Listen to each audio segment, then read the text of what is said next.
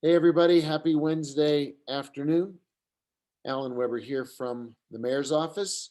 As usual, reminding you to wear your mask when you go out, wash your hands, use hand sanitizer, practice safe physical distancing, stay within your family bubble. We are trying to move Santa Fe County from red to yellow to green. As we move through that process, we can open things up.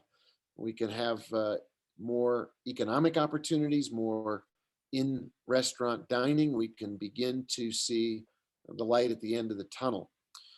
As usual, I'm going to speak a little bit about COVID-19. Last week, we had great visits from uh, both Christus St. Vincent with CEO Lillian Montoya, and from our friend, the Chief Medical Officer, Dr. Wendy Johnson from La Familia. Dr. Johnson will be back on with us on Friday, but I have a bunch of updates that I think it's really important to share with you.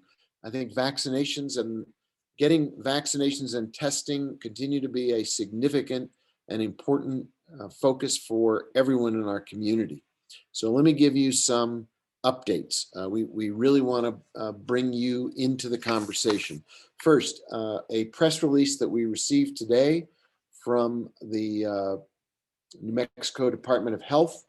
Dr. Laura Parajon joins the Department of Health as Deputy Secretary. She will help lead the COVID-19 vaccination effort. She has a background in community health.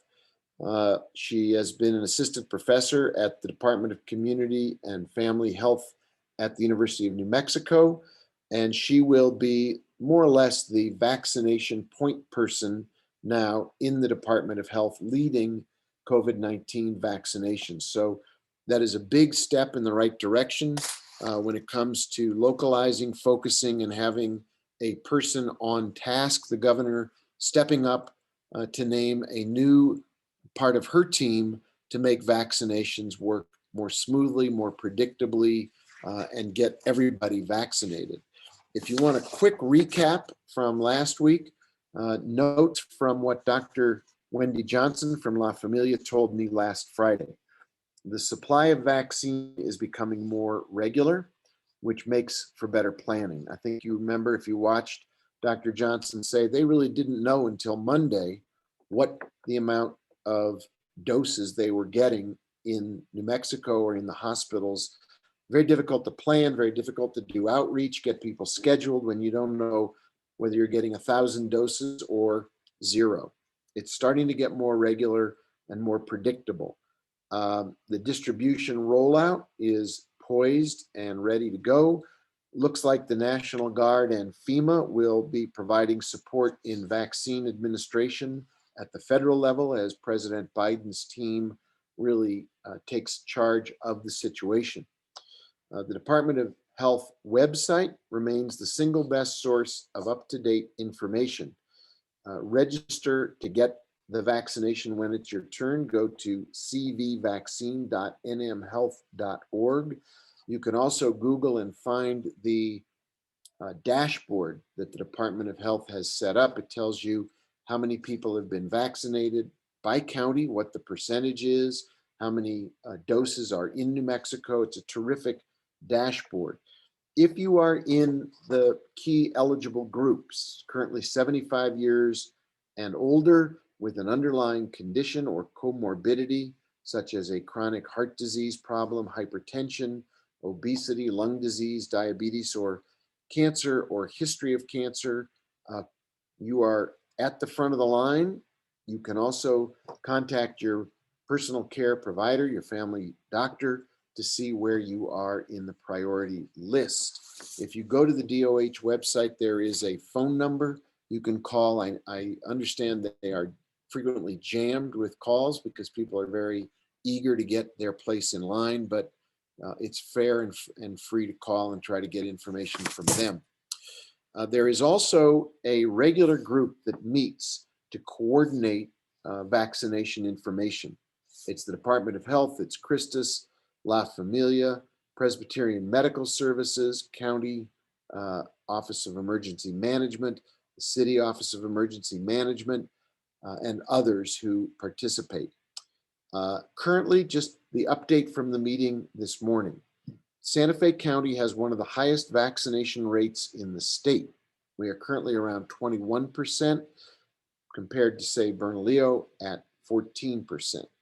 All partners who are participating in actually putting needles and medicine into your arms and our arms, all of partners are now focused on those 75 and older with underlying conditions, as well as continuing to vaccinate first responders and medical providers.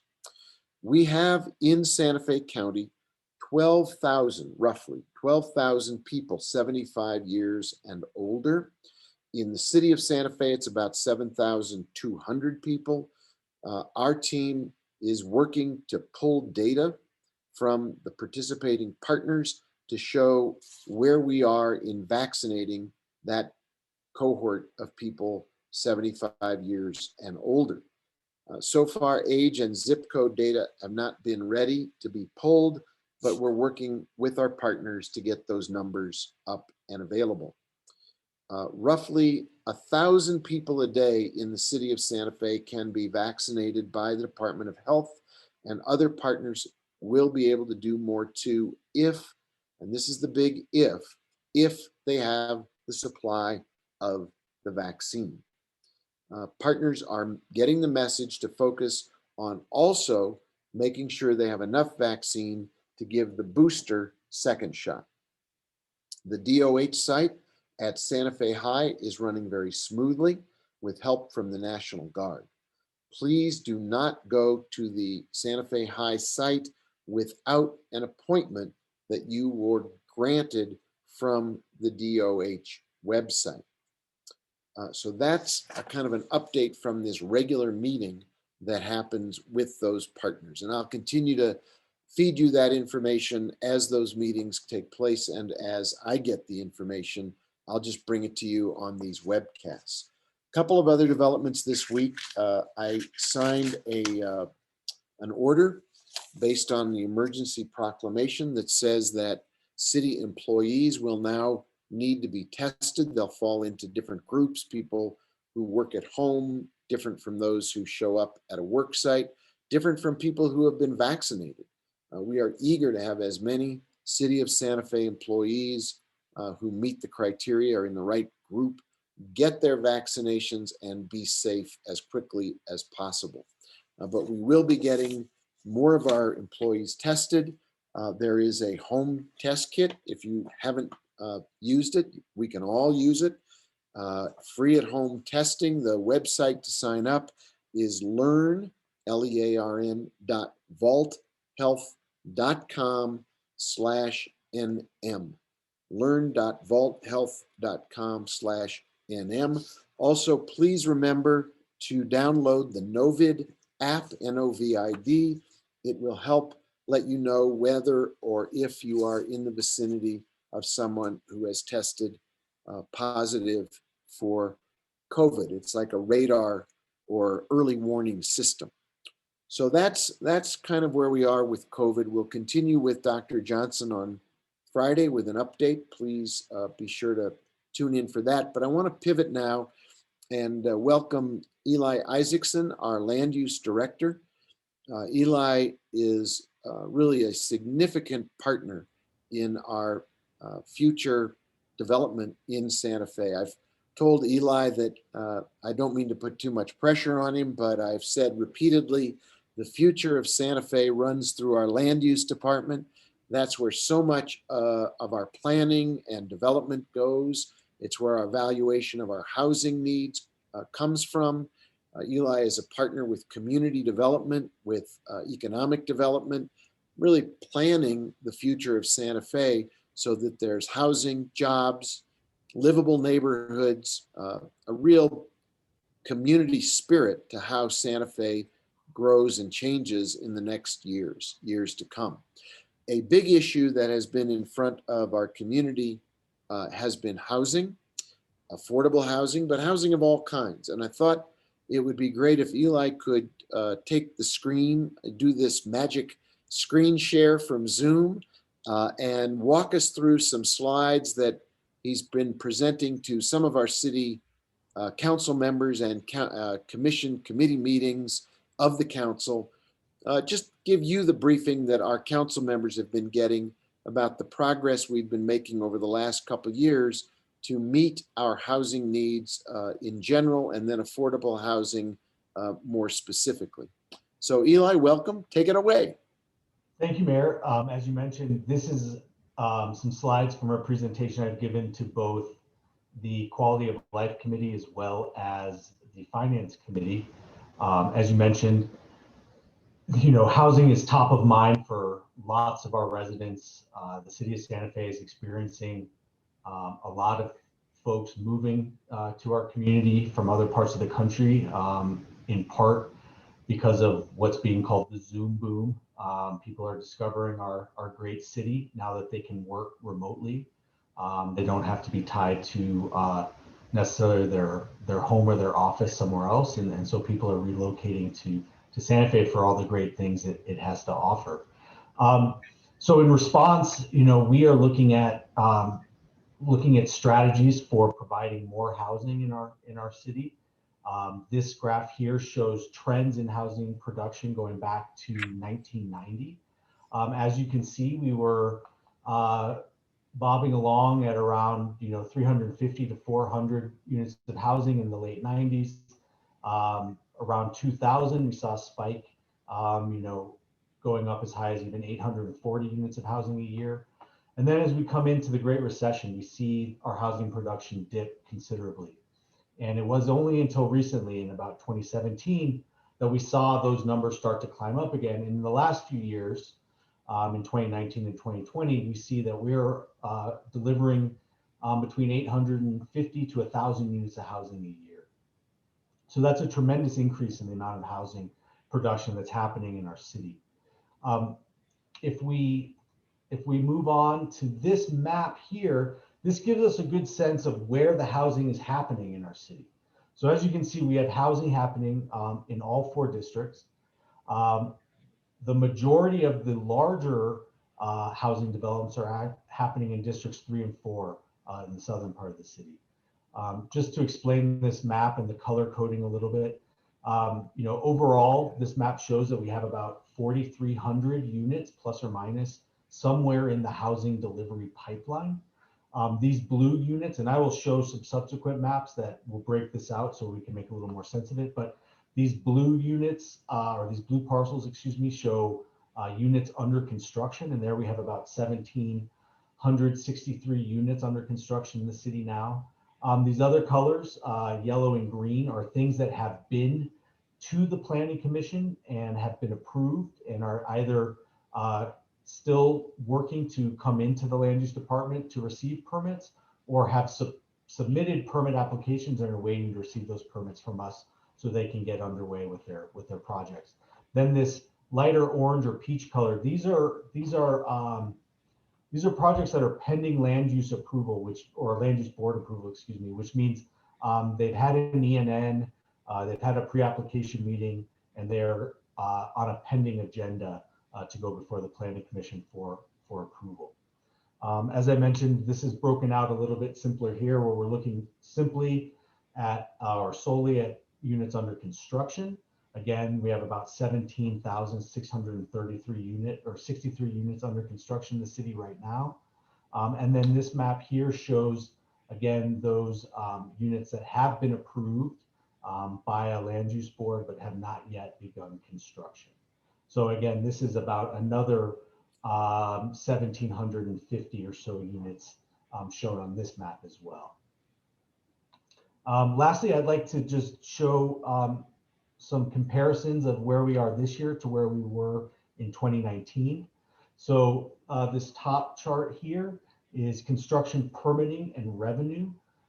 These numbers were actually run in November of last year, so the numbers are actually higher for the entire year of 2020. But our permitting stayed more or less the same. The valuation of the construction projects that people were obtaining permits for was more or less the same.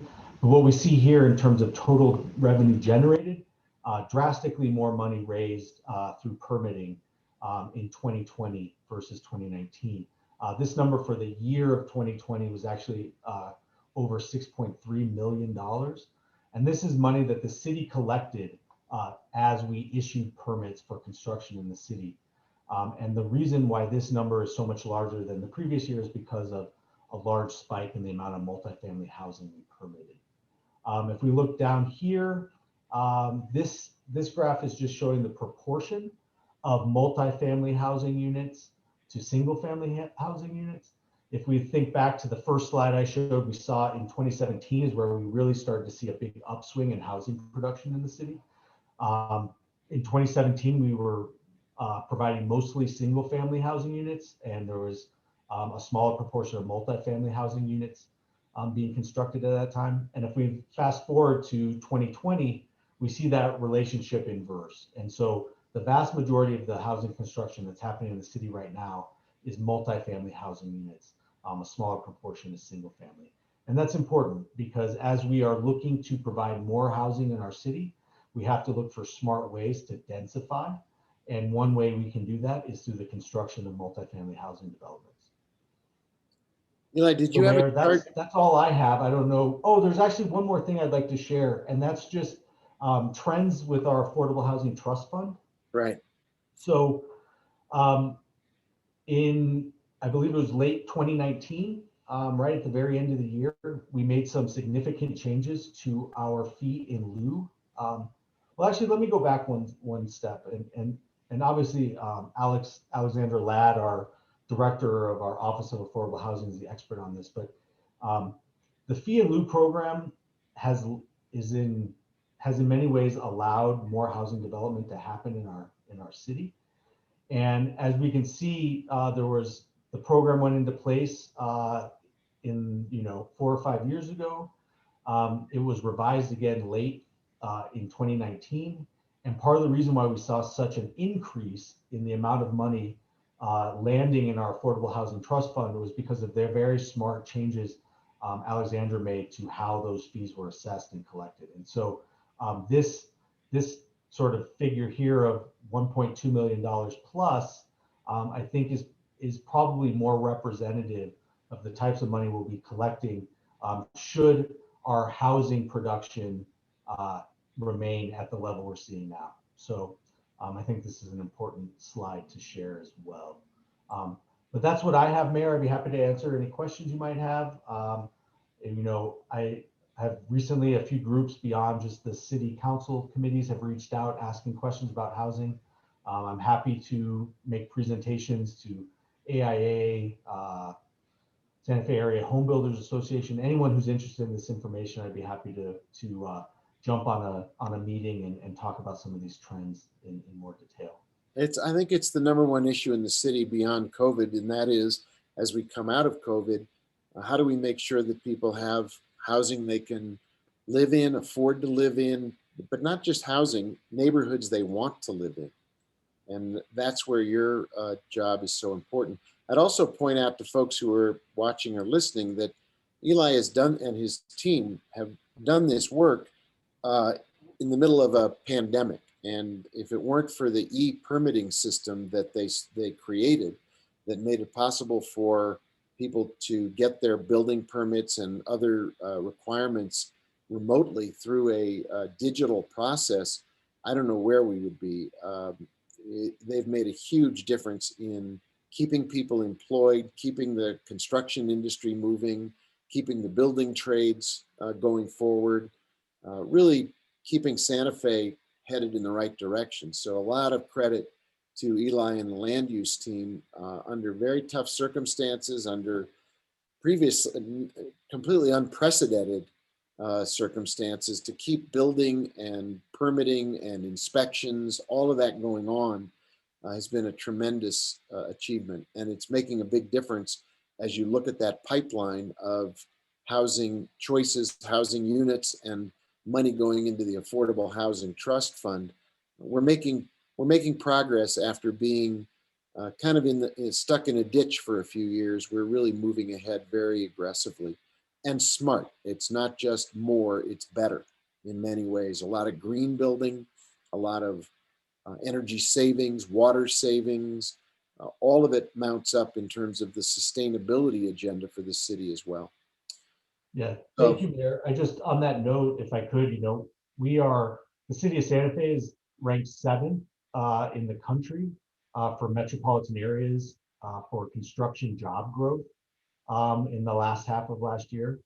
And construction has been for the majority of last year, was responsible for almost a sixth of the GRT revenues coming into the city. So construction has played a huge part in allowing the city and our larger community weather some of the economic impacts of the pandemic. And we hope to continue to be able to support our construction industry moving into 2021. So and thank you. there's a lot of more opportunity in that pipeline. We've got some city-owned land we want to put up for people to buy and build housing on. We've got some land we're selling off. So stay tuned. It continues to be probably the single most asked about issue other than COVID when it comes to the future of Santa Fe. Housing, affordable housing, neighborhoods that are livable, quality of life in our community. Like I said, it all goes through our land use department. The future of Santa Fe runs through land use. And thank you for being there, Eli, and for joining today. Much appreciated. Absolutely, Mayor. Anytime. All right. Thank you. Thank you. We'll see you again. I have a few other things I'd love to share with you before we sign off, but that was a great review of housing. It is really critical for everybody to know how much progress we're making, but also how much more progress we need to make. I think when I became mayor, the estimate was we were 4,000 to 5,000 housing units short in Santa Fe. You heard Eli, there are about 4,000 to 5,000 housing units in the pipeline, but it's a moving target because as we build more, folks want to be here. They want their kids to stay here. They want their family to stay here. They want jobs, schools, parks, quality of life, clean air, water. All of that needs to be delivered as a package. And that's why we keep tabs of it and why Eli's work is so important, as well as community development and the other parts of our city government. In terms of things we can all celebrate, here's some good news from Tourism Santa Fe. 5 Santa Fe hotels received top honors in U.S. News and World Report's annual Best Hotels in the U.S. rankings. Top 10% Gold Badge hotels in Santa Fe, Inn of the Five Graces, Rosewood Inn of the Anasazi, and Four Seasons Resort all got the gold badge. That's pretty good recognition for our team here in town, and we're proud of them. We want to give them a great big round of applause. A lot of other badges were awarded. Hotel Santa Fe, Las Palomas also got an award. So that's some good news. To follow up on that, I want to remind everybody to shop local. We're still making our way through the pandemic, and we not only have a health crisis, we have an economic and community development crisis. More and more folks say, well, I think I'll buy whatever I need off the internet. The web, the internet's always open. Well, that's true, but it doesn't take the place of putting your money where your home is, which is right here in Santa Fe.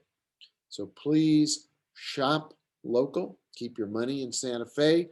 If you want to do the internet and shop local, thanks to our tourism department, SantaFeMarketplace.com makes it possible. It's a collection of retail opportunities, and you can shop local through the web at SantaFeMarketplace.com. On a less happy note, some sobering information. We are now celebrating, or recognizing, maybe a better term, National Gun Violence Survivor Week across America. Every year, nearly 39,000 Americans are killed in acts of gun violence, and nearly 85,000 more are shot and wounded.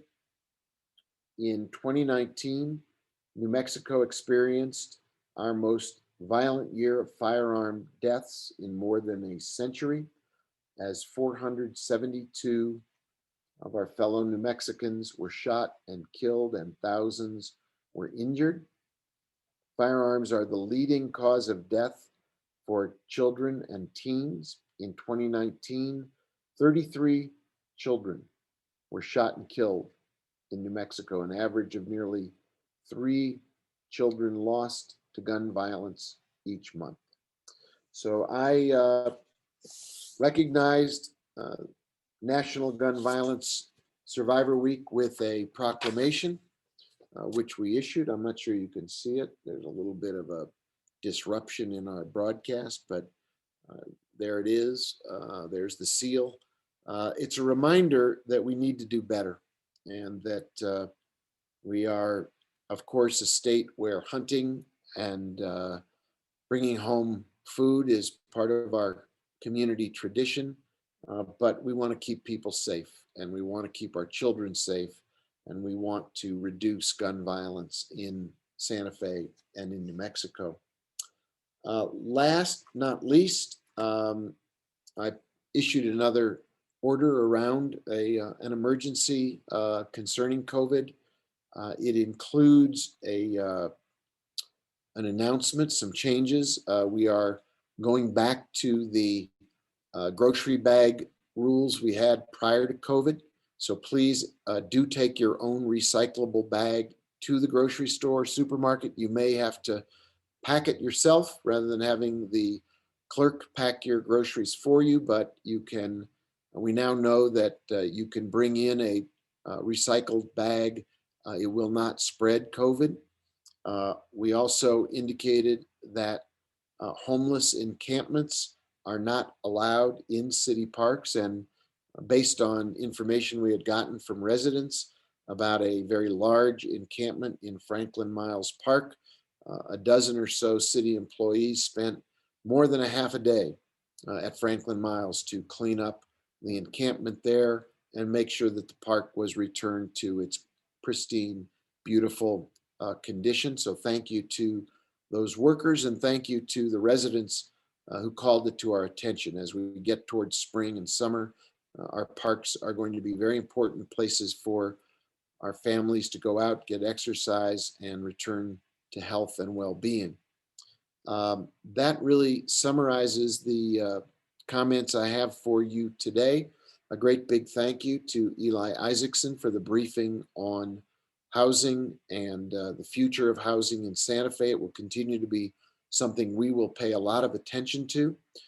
There is a quality of life committee meeting today at 5, and it will have a number of different presentations about housing, including options for increasing the contribution to our affordable housing trust fund going forward. I hope you're keeping an eye on the state legislature and the session as it begins to pass bills and make progress on the agenda there. We're keeping an eye on a number of bills that are significant for Santa Fe, including a PERA contribution for our firefighters, several bills involving sustainability and energy, including a community solar bill. We're looking at help from the state with our capital needs to continue to provide dollars we can put to work here in Santa Fe. We want to build that Southside Teen Center. We want to get the bathroom built downtown and the airport facelift underway, as well as local community improvements in streets and roads all over Santa Fe. So that wraps it up for today. Kind of a long summary, but you got a great briefing from Eli on housing. Don't forget, going forward, we want to move Santa Fe from red to yellow to green. Wear your mask, use your hand sanitizer, be sure to practice physical distancing, register at the state's DOH site for your vaccination. We're fully expecting the federal government to start the rollout more aggressively and regularly and dependably, and the shots, the medicine to go in your arm. That's where it needs to go. 75 years and older, you are the priority right now. Get your shot, get your booster. Let's all bend the curve of COVID soon, and for everybody to stay safe. So till I see you on Friday, please remember, take care of yourself and your family, take care of our community. Together, we will all work to take care of Santa Fe. Stay safe. See you on Friday. Thanks.